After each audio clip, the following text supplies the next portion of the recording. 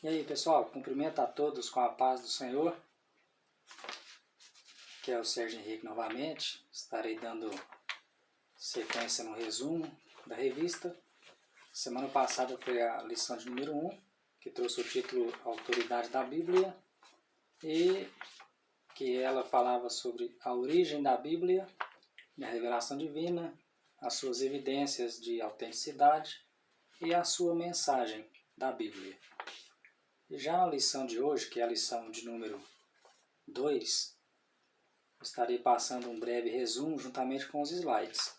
E quem interessar em baixar o slide da lição de domingo próximo agora, que é a lição 2, eu vou deixar na descrição deste vídeo de hoje. A lição de número 2 traz o seguinte título: a inspiração divina da Bíblia. A Bíblia, ela teve a sua inspiração. E segundo a introdução da revista, o próprio comentarista vai dizer que essa inspiração foi sobrenatural. Não por qualquer um ou por qualquer pessoa, mas pelo Espírito Santo, sendo a única revelação escrita de Deus para a humanidade. Portanto, as Sagradas Escrituras é a única revelação escrita de Deus deixada para a humanidade. E aí, no decorrer da lição, nós vamos perceber que essa inspiração ela é divina, ela é verbal e também plenária. E o que significa essas três características? Serão descritas no tópico a seguir. Primeiro tópico, a doutrina da inspiração bíblica. E aí eu tenho aí o 1.1, que fala que a inspiração bíblica é divina. E o resumo, eu pus o seguinte: no Antigo Testamento a expressão "assim diz o Senhor" e similares aparecem mais de 3.800 vezes no Antigo Testamento. Porque essa inspiração ela é divina. Deus falava com seus mensageiros, e estes mensageiros, profetas também, eles repassavam a mensagem de Deus para um grupo específico de pessoas ou uma pessoa em particular. E nós sabemos que no Antigo Testamento, por exemplo, Moisés, na revelação no Monte Sinai, ele escreveu depois todas as palavras do Senhor, todas. Deus foi falando para Moisés, Moisés passou para o seu povo, o povo de Deus. Jeremias, no decorrer da história, ele foi advertido para não esquecer de nenhuma palavra. Também está aí a referência, Jeremias 26, versículo 2. Já no Novo Testamento, você vai perceber, segundo a lição, que Paulo usava as palavras que o Espírito Santo ensina. Primeira carta de Paulo aos Coríntios 2, versículo 13. Paulo ele não inventava as palavras para serem escritas. Paulo, usado por Deus, pelo próprio Espírito Santo, ele foi escrevendo as suas epístolas. Assim como João também recebeu a revelação do futuro, Apocalipse capítulo 1, versículo 1, é o livro das revelações. Aí também Jesus, você vai perceber que ele fala lá em Mateus capítulo 5, versículo 18, registrado pelo próprio Mateus, que foi um dos apóstolos de Cristo, que Jesus fala dos sinais diacríticos, J ou til. Em algumas traduções bíblicas, você vai perceber que tem lá que nenhuma letra ou traço até que se cumprisse todas as escrituras. 1.2, a inspiração bíblica é verbal. Além dela ser recebida através do Espírito Santo, ela também é verbal, divinamente inspirada, 2 Timóteo 3,16. E essa frase, divinamente inspirada, ela vem do grego theopneustos, que literalmente significa soprada por Deus. Deus ele soprou nos escritores sagrados aquilo que deveria ser escrito. Deus ele foi soprando e os personagens, os escritores sagrados, eles iam recebendo e repassando para a Sagrada Escritura. Cada escritor com sua personalidade e talento escreveram inspirados, segundo a carta de Pedro 1:21, que já foi comentado na lição de número 1. 1.3. A inspiração bíblica é plenária. O que significa ser plenária? Essa palavra plenária significa que a inspiração bíblica ela é total e completa, tanto no Antigo como no Novo Testamento. A inspiração bíblica ela é plenária. Portanto, a Bíblia não apenas contém ou torna-se a palavra de Deus, mas ela é a inspirada palavra de Deus. Portanto, no primeiro tópico da lição número 2, será passado para os alunos da classe adulta que a inspiração bíblica é divina, ela é verbal e também ela é plenária. Tópico 2. Vai ser falado sobre a inspiração divina e os autores da Bíblia. 2.1. A inspiração dos autores.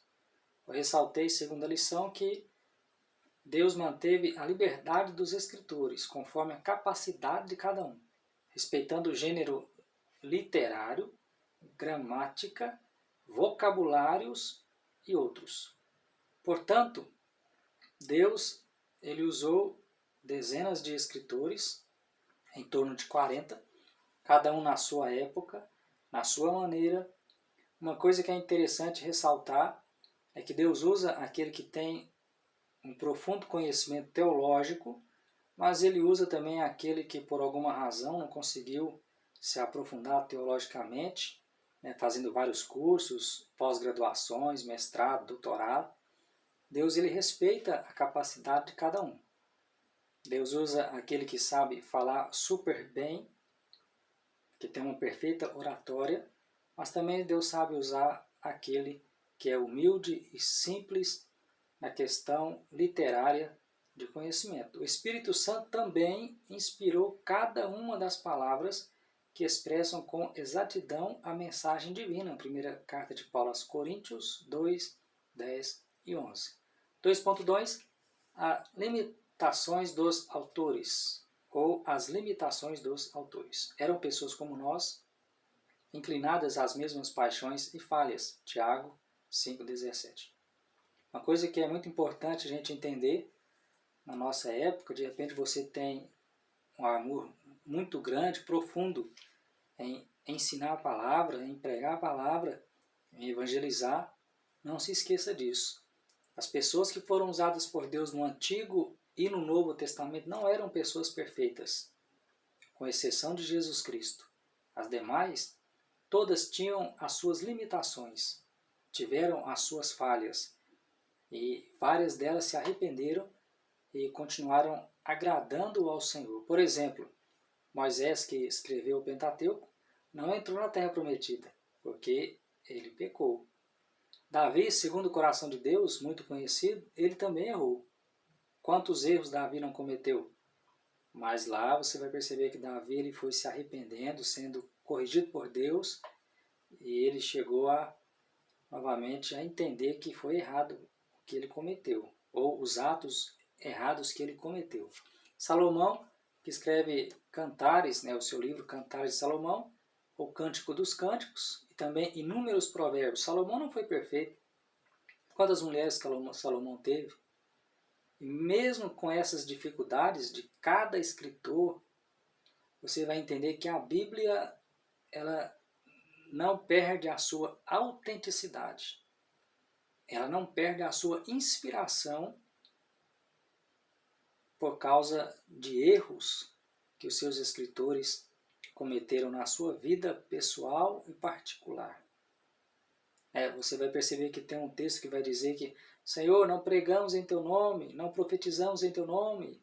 E aí Jesus vai dizer assim, apartai-vos de mim, malditos, pois não vos conheço. A palavra de Deus inspirada, ela tem poder, tem autoridade e ela se cumpre.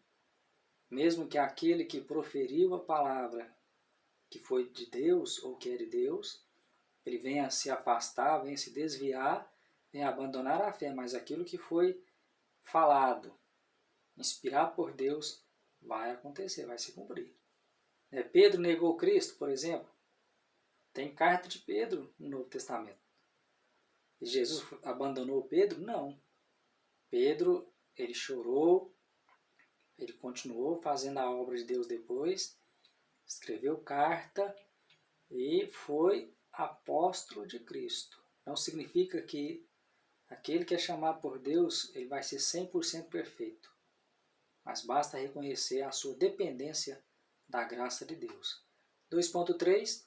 Os diferentes gêneros literários e figuras de linguagem.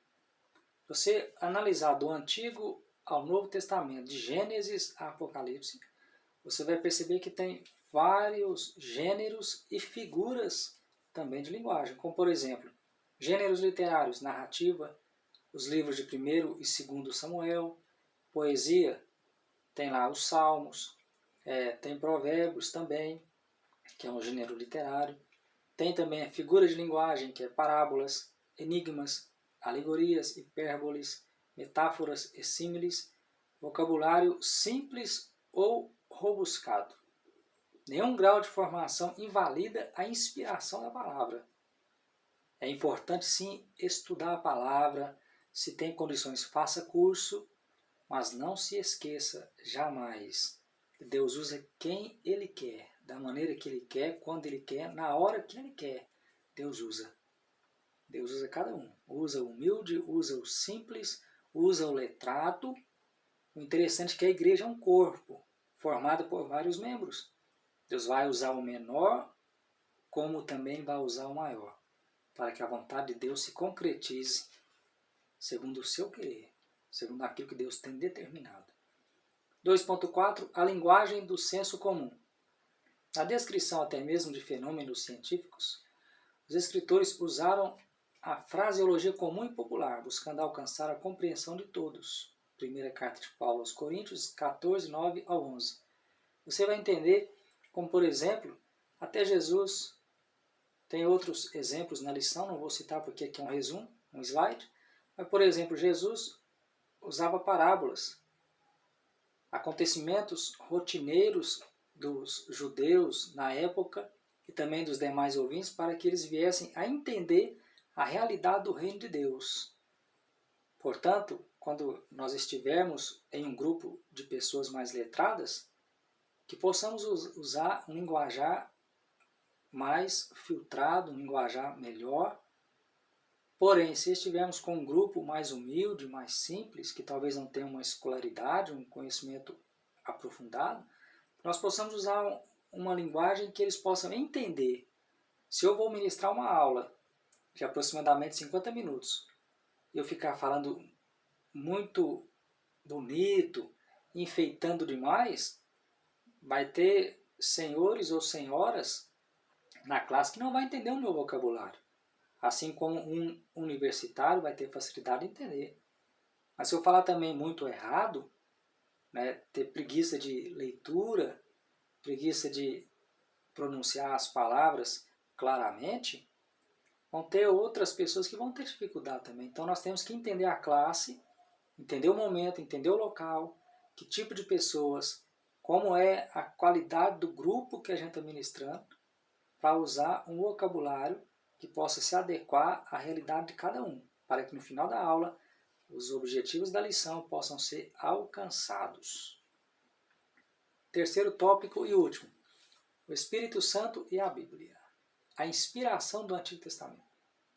Você vai perceber que vários livros do Antigo Testamento reforçam a autenticidade de outros livros escritos. Por exemplo, os livros de Juízes vai dizer que os livros de Moisés são de Deus, na época dos juízes. Você vai perceber que Esdras reconhece os de Jeremias, Ageu e Zacarias. Zacarias refere-se à lei e os profetas. E aí lá no Novo Testamento, Cristo mencionou a lei, profetas e os escritos como inspirados. Portanto, a Bíblia, do começo ao fim, ela se completa, ela não se contradiz. 3.2. A inspiração do Novo Testamento. Dois pressupostos do Novo Testamento que são importantes ressaltar, que estão presentes na lição. São eles, primeiro, a promessa que Cristo fez referente à descida do Espírito Santo para os seus discípulos, para auxiliá-los, para que eles não ficassem abandonados e eles fossem lembrados daquilo que eles aprenderam. É importante essa questão. A pessoa só lembra daquilo que ela aprende. Não existe essa coisa que não vai ler a Bíblia, não vai ter o hábito, não vai aprender, não vai estudar, que na hora certa o Espírito Santo vai fazer lembrar, não. Tem que ter uma dedicação, tem que ter um esforço, assim como você faz, assim como muitos também têm feito. O primeiro pressuposto, a promessa de Cristo referente ao Espírito Santo e os escritos que indicam o cumprimento dessa promessa, lá em Atos 2, versículo 4, a descida do Espírito Santo, quando todos foram cheios do Espírito Santo. Paulo afirma que escreve sob orientação do Espírito Santo e Pedro reconhece essa verdade. Segunda carta de Pedro 3,16. 3.3. A obra da regeneração e a iluminação. A Bíblia ensina que o Espírito Santo testifica de Cristo e convence o mundo do pecado, da justiça e do juízo. O Espírito Santo inspirou as palavras de salvação e também as aplica ao coração humano a fim de regenerar o pecador. Você vai entender que sem o Espírito Santo não tem como entender a palavra. Se nós pregamos e o Espírito Santo não agir, dificilmente vai ter um efeito. Se nós ensinamos o Espírito Santo não pegar essa palavra, levar ao coração e agir na vida da pessoa que está ouvindo, vai ficar complicado. Então quem faz a palavra ter essa ação é o Espírito Santo. Quem transmite e quem recebe é fundamental a ação do Espírito Santo. Por exemplo, quando eu decidi me converter a Cristo, me tornar um cristão, foi numa noite de quinta-feira, já era bem tarde. Senti o desejo de ler o Novo Testamento. Comecei a ler o Novo Testamento, no Evangelho escrito por Mateus, com poucos capítulos, eu já na minha adolescência, senti o desejo ardente de participar do reino de Deus. Então, assim, cada um tem o seu relato, a sua experiência. Iluminação, pois conduz o pecador a compreender as verdades bíblicas, não sendo uma nova revelação. Portanto, a regeneração é feita pelo Espírito Santo e esse mesmo Espírito Santo conduz o pecador a compreender as verdades bíblicas. É o Espírito Santo quem vai agir, quem vai atuar. Conclusão. A Bíblia é a palavra de Deus escrita. Ela é inspirada verbalmente e seus autores a escreveram inspirados pelo Espírito Santo, sendo plena, tendo autoridade em todos os livros e palavras, sendo igualmente importantes, inspirada de forma divina, que tem na lição, verbal e plenária. Portanto, nenhum livro é mais importante do que o outro. Nenhum livro é menor do que o outro, em questão de importância, em questão de influência. Então, que Deus continue te abençoando. E assim que você terminar de assistir esse vídeo, espero que você goste. As limitações são inúmeras, mas a gente vai esforçando para aprender e passar um pouquinho da palavra, a forma de dar aula. As lições são importantíssimas demais na época em que nós estamos. Que Deus continue te abençoando, em nome de Jesus.